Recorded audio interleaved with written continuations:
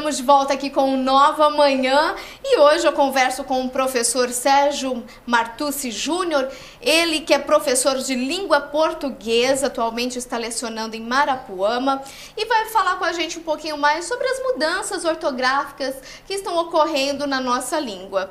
Seja bem-vindo, muito obrigada pela presença, viu, Sérgio? Obrigado, Vanessa. Sérgio, na verdade, qual é a finalidade dessa mudança ortográfica?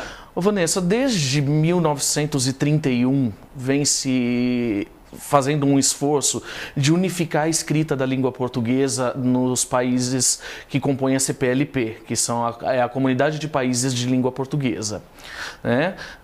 Que compõem Portugal, Brasil, Nova Guiné... Eu não me lembro agora, perdão. Sim, né? Moçambique, São Tomé e Príncipe, são 6 ou 7 países que compõem essa comunidade de países de língua portuguesa. E essa tentativa ela vem se dando desde o início do século XX, 1931, como eu lhe disse, com a finalidade de fortalecer esse grupo de países. Por quê? A língua portuguesa ela é uma das línguas mais faladas no mundo. Se nós formos pensar em pessoas que falam língua portuguesa, hoje ela é a segunda ou terceira mais falada do mundo. E essa mudança que ocorre na ortografia, é bom frisar para quem está em casa, que é na escrita apenas e não na fala nem no sentido, ela tem uma finalidade mais comercial. Fortalecer comercialmente esse grupo de países. A indústria gráfica, hoje, até então, se produzia um livro no Brasil, para ser vendido em Portugal, ele tinha que ser reeditado, um custo superior, um custo maior. Com essa iniciativa, a ideia é que todo material gráfico que é produzido em um país, ele possa ser utilizado diretamente no outro.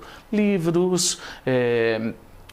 material de educação à distância. Na verdade, para facilitar mais, é isso? Sim, sim. E também economizar. E economizar, né? E as indústrias economizam, o lucro aumenta. Sim. Né? Agora, uma outra questão. Essa mudança, como você bem disse, não aconteceu só aqui no Brasil, mas tem interferido principalmente aqui no nosso Brasil os alunos, e digo até mais, não só os alunos, porque hoje os alunos vão aprender já a maneira correta. Agora nós que tivemos um aprendizado de uma forma e até termos essa adaptação para o novo é meio complicado. Sim, não é fácil, não é nada fácil. Você também passa por essa situação mesmo sendo professor? Todos nós, né? Porque eu vim de um aprendizado com determinadas regras, com determinadas normas. E, de repente, entra-se novas regras, novas normas. Só que não acontece do dia para a noite. Né? Essa nova normatização dentro do acordo ortográfico, da reforma ortográfica, ela entrou em vigor dia 1º de janeiro de 2009. Estava previsto para entrar efetivamente, para se passar apenas para essas novas regras, 1º de janeiro de 2013 e, através de um decreto redigido pelo Ministério de Relações Internacionais, esse prazo foi ampliado para 1º de janeiro de 2016. Então, hoje ainda, as regras elas coexistem. Oficialmente, legalmente, as regras elas coexistem. São aceitas tanto a escrita dentro da regra anterior, quanto da nova regra dentro da reforma ortográfica. Muito bem. E agora também vai ter que... 2016 vai ter um período de adaptação. Não, a partir do dia 1º de janeiro de 2016, oficialmente, legalmente, só a nova...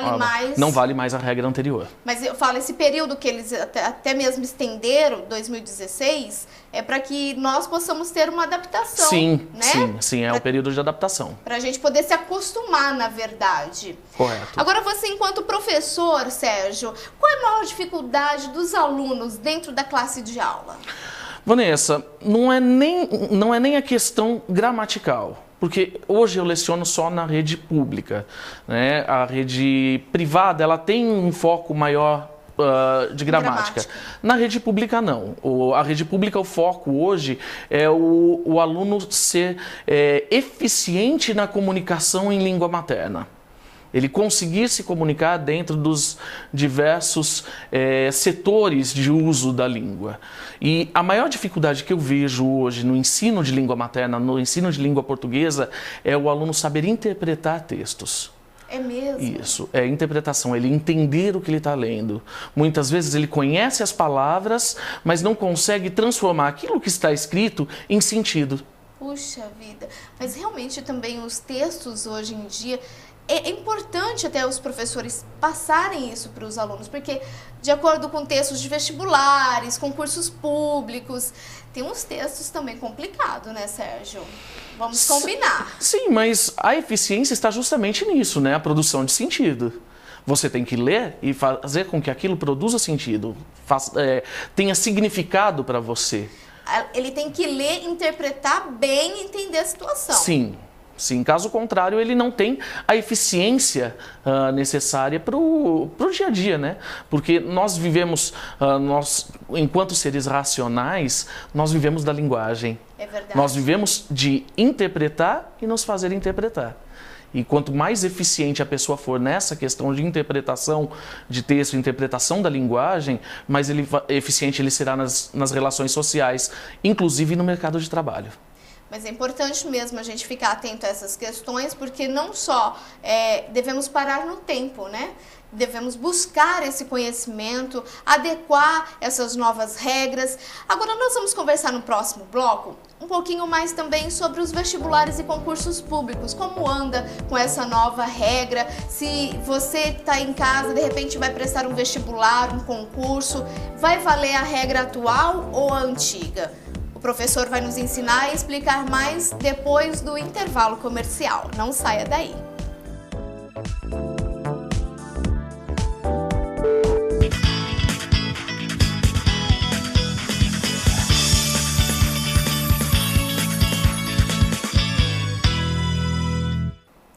Hoje o programa está cultural, nós vamos aprender e adequar um pouco mais sobre essa questão da nova ortografia. Afinal de contas, nós, do nosso tempo, que aprendemos e fomos ensinados de uma forma, com essas mudanças que vêm à tona, muitas vezes a gente se pega em certas situações e fala, e aí? Eu uso acento, hífen, eu uso trema. Essas orientações estão sendo passadas hoje pelo professor Sérgio Martucci Júnior, que fala um pouquinho mais sobre essa questão. Sérgio, provas e concursos públicos, no que as pessoas ou os inscritos devem prestar atenção? Ô Vanessa, se nós formos pegar pela questão legal, hoje as regras elas coexistem. Tá? Legalmente, oficialmente, são válidas tanto as regras antigas quanto as atuais, as da nova ortografia. Porém, quem vai prestar um concurso tem que ficar muito atento ao edital do concurso.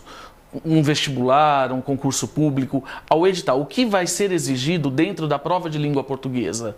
Lá existe a exigência pela nova ortografia? Se existir essa exigência no edital, tem que ser aplicada a nova ortografia. Caso contrário, oficialmente e legalmente, as duas coexistem até dia 31 de dezembro de 2015. Então, vale ressaltar aí para você que está em casa, importante esse detalhe, já que você está atento nessa questão. Agora, falando um pouquinho mais das regras, o que mudou de fato? Você poderia citar alguns exemplos, algumas palavras? Sim. As mudanças para nós no Brasil não foram tão grandes quanto se imagina, né? É mais o efeito susto do que a mudança em si. No Brasil foram alteradas cerca de 0,43% do número de palavras, que é um número ínfimo, se nós formos pensar. Enquanto em Portugal, 1,42%, 3 vezes mais do que no Brasil. No Brasil, mudou-se algumas regras de acentuação, de hifenização, como você disse, e no alfabeto. O alfabeto tinha deixado, embora em algumas gramáticas ainda aparecessem, ele tinha deixado de lado as 3 letras K, W e Y, que voltaram agora oficialmente. Então, nosso alfabeto ele não tem mais 23 letras, ele tem 26. Por que voltou o KWY? Por conta dos estrangeirismos, né? Principalmente nomes próprios, que você encontra muito. Te dei o exemplo hoje do Cauã, que tem K e W, né? Entre outros. O trema O trema, que para quem não conhece são aqueles dois pinguinhos no U, né? O trema, ele caiu oficialmente, ele foi extinto das palavras brasileiras. Sim. Das palavras de língua portuguesa. Porém, se for uma palavra estrangeira ou derivada de estrangeiro, ele permanece. Um exemplo, a palavra Miller, que é alemã. O Miller se escreve com U e trema e 2 L's. Então, o trema permanece. Nesse caso de uma palavra estrangeira, o trema permanece, mas nas de língua portuguesa, ele foi extinto. Na questão de acentuação, uma acentuação que é muito nítida essa queda são os ditongos abertos, ei e oi. Caiu a acentuação no caso de palavras paroxítonas. Para quem não lembra, paroxítonas são as palavras com a penúltima sílaba tônica, a penúltima sílaba forte, certo? Então as palavras paroxítonas... Um exemplo? Plateia, plateia. Então a penúltima sílaba tônica não tem mais acento, com o ditongo aberto ei ou oi, jiboia. Agora, se forem oxítonas com a última sílaba tônica forte, permanece o acento, no caso de anéis, por exemplo. Sim, se for, então, oxítona, permanece o acento. Paroxítona, no caso dos ditongos abertos, é i, oi, cai o acento. Então, ideia não tem mais acento. Plateia não tem mais acento. Nossa, mas é estranho você falar, por exemplo, ideia. Escrever ideia. É complicado, né, Sérgio? Para nós que aprendemos de outra forma, mas aos poucos a gente se acostuma.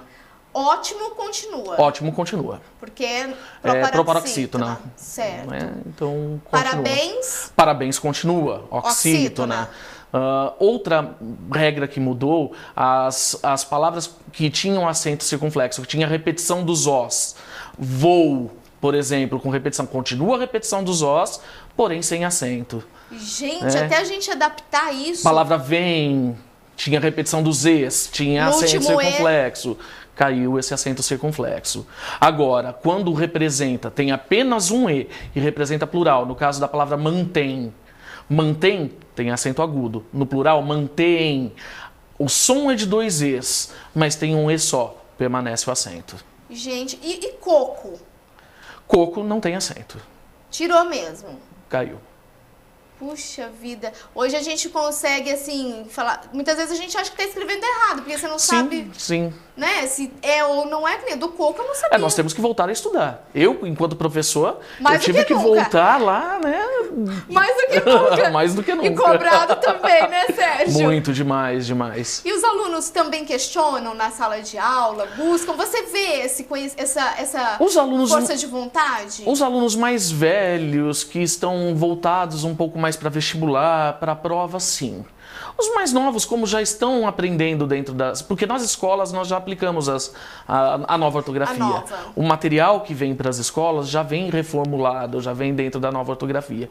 Então isso tem sido tranquilo. E até mais fácil, né? E mais fácil, com certeza. Porque, na verdade, imagina nós lá com toda essa questão aí. Gente, do coco eu não sabia. Até muitas vezes na hora de escrever a receita, quando a gente colocava, e aí, tem ou não tem o acento? E eu falo, a vida da gente é um eterno aprendizado. Eu costumo sempre dizer isso no programa, porque você vive aqui hoje, mas muitas coisas mudam amanhã e você vai aprendendo, se adaptando, readaptando. Então é uma constância, né? Sim. Como médico tem que estudar eternamente. Eternamente. Nós vamos ao próximo intervalo e eu volto já com outras informações sobre a nossa língua portuguesa.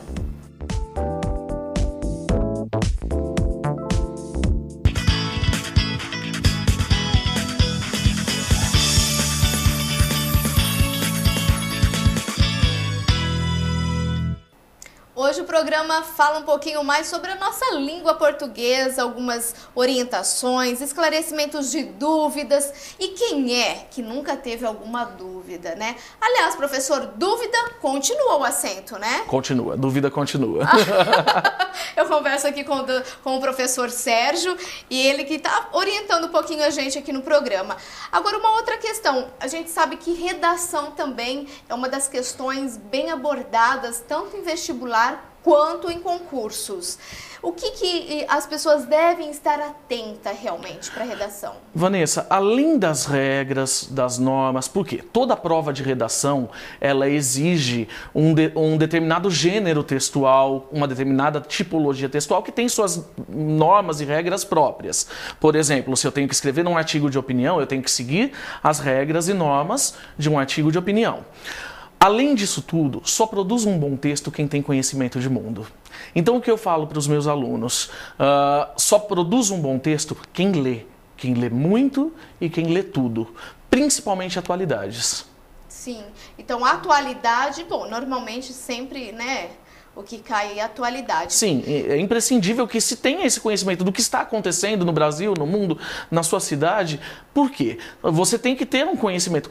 Eu citei o exemplo do artigo de opinião, que é o tipo de texto que geralmente cai no Enem. Sim. Né? É o tipo de texto que geralmente cai no Enem. E o que é um artigo de opinião? Eles te lançam um tema, eles te lançam um assunto e você tem que produzir um texto sobre o que você pensa sobre aquele assunto. E é um texto argumentativo. E tem que convencer a pessoa. Tem que convencer o leitor. E como você vai argumentar de um tema que você desconhece? Exato. Né? Que você não tem elementos para argumentar, para falar sobre. E o que vai te trazer esses elementos? Leitura. Conhecimento de mundo. É verdade. Existe alguma dica para as pessoas realizarem uma boa redação, além de ler muito, ler tudo, estar atento à atualidade? Alguns critérios, técnicas dentro da redação? Aquela questão de início, meio e fim?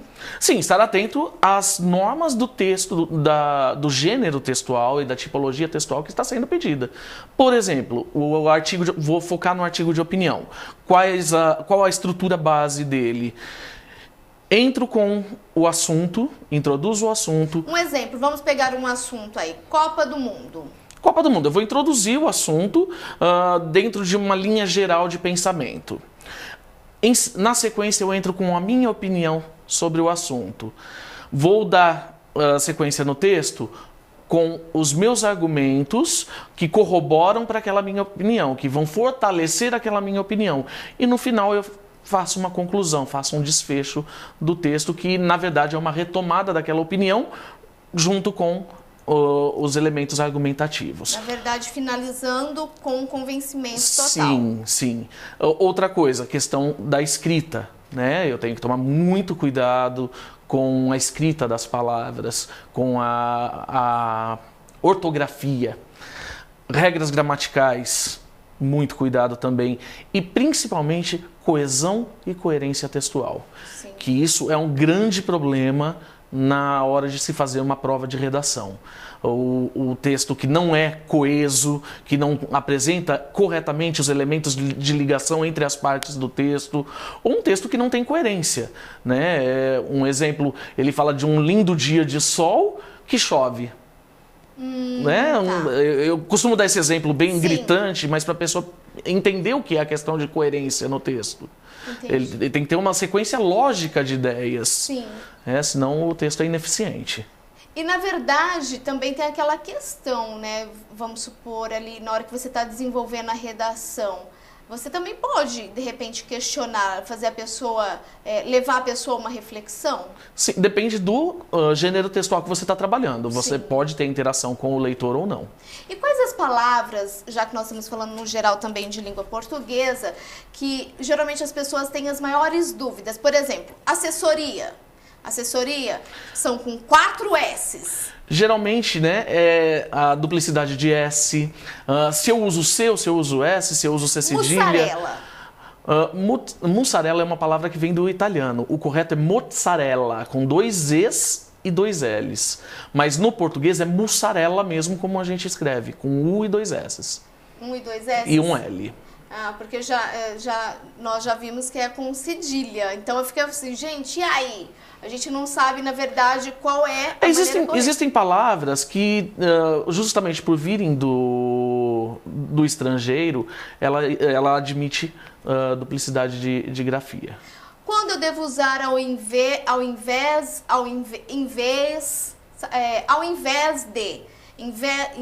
de? Sabe essa questão? Quando eu devo usar? Em que momento? Em que situação? Desculpa, eu não Por entendi. exemplo, eu faço um texto lá, ao invés. É ao invés. Em vez de, quando eu uso ao invés, em vez de. O invés, você tem que prestar atenção que ele é uma alternativa, Sim. né? E ao invés de, quando eu estou dando uma alternativa, ou isso ou aquilo, Sim. certo? E você vai ter que prestar atenção no uso da preposição. Na nesse verdade, caso, o que você quer se explicar? rege a preposição ou não. Entendi. Agora, aquela questão que eu gostaria até de esclarecer, que muitas vezes as pessoas confundem, faz um ano, faz 2 anos, mas as pessoas colocam fazem 2 anos. Quando o verbo fazer representa tempo, ele não vai para o plural. Então é sempre faz, Faz, 2, 3, três. sempre é faz. Sempre É faz. importante a gente Tá, ele não avisar, vai pro porque plural. é uma das dúvidas das pessoas, né? Sim. E isso leva mesmo a pessoa a ter a dúvida sobre isso. Sérgio, muito obrigada pelos esclarecimentos. E quando tiver mais dicas, orientações, fique à vontade para vir no Nova Manhã. Muito obrigado pelo convite. E espero ter atendido, apesar de algumas falhas, Imagina. falhas de memória, mas espero ter atendido. Faz parte. as Muito expectativas. obrigada. Imagina. Nós vamos agora para um rápido intervalo e eu volto já já lá da cozinha. Vamos ver até onde que tá aquela receitinha gostosa, hein? Eu volto já já com a Rosa.